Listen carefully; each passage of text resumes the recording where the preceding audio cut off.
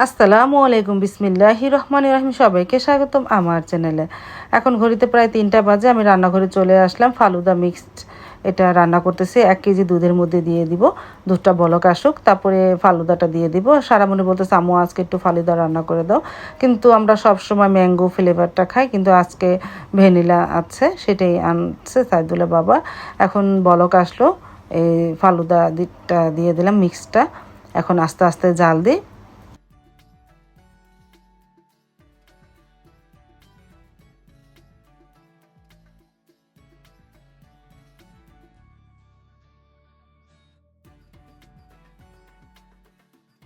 ফালুদাটা বানিয়ে একটু ঠান্ডা করে ফ্রিজে রেখে দিয়েছিলাম। তারপরে আসরের নামাজের পরে চলে আসলাম রান্নাঘরে। ইফতারিটা ভাজি, আর আজকে রান্না সন্ধ্যার পরেই করব। গতকালকে ডাল ছিল, সেইটাই বের করেছি। আজকে আর নতুন করে ডাল মাখিনি। আর পেঁয়াজু ভাজবো, আলু চপ ভাজবো। বেগুনি তো নাই, বেগুনি আজকে আর ভাজবো না। আর এখানে মুরগির বুকের মাংসটা মেরিনেট করে রেখে দিয়েছিলাম, একটু শর্মা বানাবো, চিকেন শর্মা। এখন মাংসটা ভেজে নিতেছি।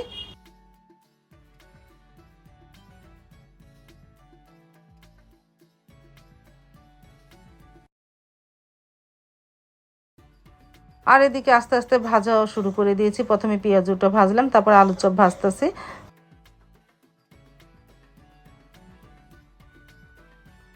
আর এদিকে ফালুদাটা তো মাসাল্লাহ ভালোই ঘনত্ব হয়েছে, ফ্রিজে ছিল অনেকটাই ঠান্ডা হয়েছে। এখন এর মধ্যে কলা আর আপেল কেটে দিব।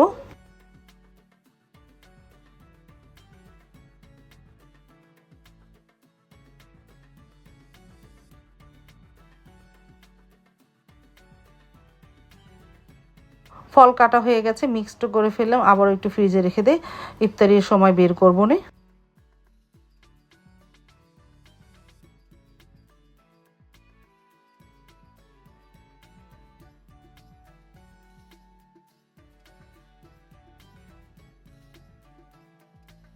আর এদিকে এই যে শর্মা, চিকেন শর্মা বানাবো। আমি রুটিগুলো ভেজে নিতেছি। সকালে রুটিগুলো বানিয়ে ফ্রিজে রেখে দিয়েছিলাম ফ্রোজেন করে।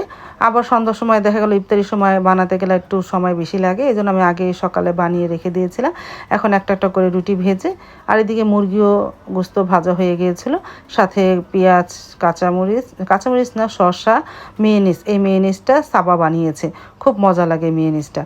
তারপরে এই মেয়োনিজ দিয়ে, তারপরে শসা, পেঁয়াজ আর মুরগির বুকের মাংস দিয়ে শর্মাটা বানিয়ে ফেললাম। তারপরে আমরা 5 জন সবাই একটা একটা করে নিলাম। এই যে সাইদুলের বাবাকে দিলাম, মাকে দিয়েছি, সারামণিকে দিয়েছি। আমরা সবাই একসাথে বসে ইফতারিটা করে নিলাম।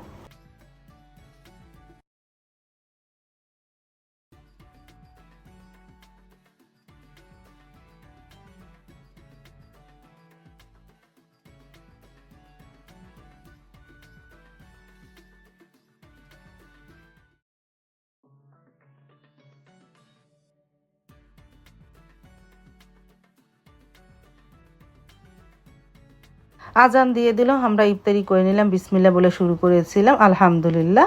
তো আমি খেজুর খেলাম। আমি তো আর শরবত খাই না। সাইদুলের বাবা, সারামণি শরবত খায়, সাবা খায়। আমি অবশ্য শরবত খাই না, আমি সাদা পানি আর একটা খেজুরই খাই।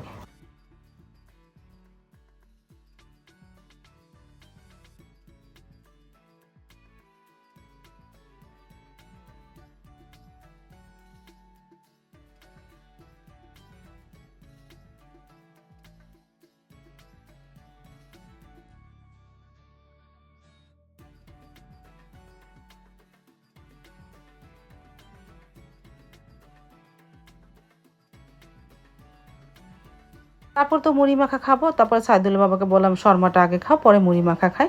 তারপরে সাইদুলের বাবা, আমরা সবাই আগে শর্মাটা খেয়ে নিলাম। আলহামদুলিল্লাহ, বিসমিল্লাহ বলে শুরু করেছিলাম। অনেক মজা হয়েছিল।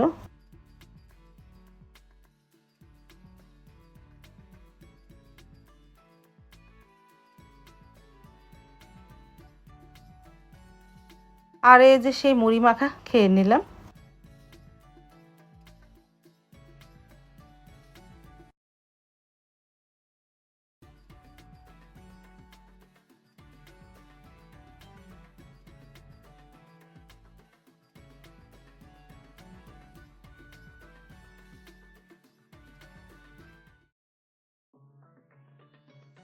ইফতারি করে নামাজ পড়ে রান্নাঘরে চলে আসলাম। আজকে তো রান্না করিনি, এই যে ফলি মাছ লবণদা রেখেছিলাম 4-5 টুকরা, এটাই আজকে উস্তা দিয়ে রান্না করব। আমার ফলি মাছ তো খুব প্রিয়, উস্তা দিয়ে রান্না করলে তো আরও মজা লাগে। এটা রান্না করি আর ভাত বসিয়ে দিই, এই রাতের খাবার আর সেহরি বলতে পারো। তারপরে তো মেখে ঝুঁকে বসিয়ে দিয়েছিলাম, বলক আসার পরে উস্তা দিয়ে দিয়েছি। এখন আস্তে আস্তে জালে রান্না করে ফেলি, একটু ঝাল ঝাল করে রান্না করতেছি, কারণ লবণদার মাছ তো একটু ঝাল ঝাল করে রান্না করলে ভালো লাগে। তারপর তো তরকারিটা হয়ে গেল, ঝোলটা প্রায় শুকিয়ে ফেলেছি, একটু পোড়া পোড়া করেছি, ভালো লাগবে। লবণদা মাছে ঝোল রাখতে হয় না। এখনই নামিয়ে ফেলবো।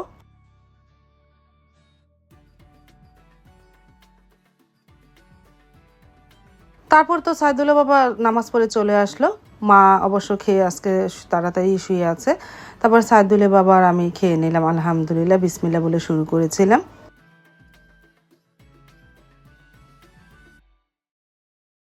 আজ তাহলে এই পর্যন্ত, দেখা হবে আগামীকালকে নতুন আরেকটা ব্লগ নিয়ে। আল্লাহ হাফিজ, আসসালামু আলাইকুম।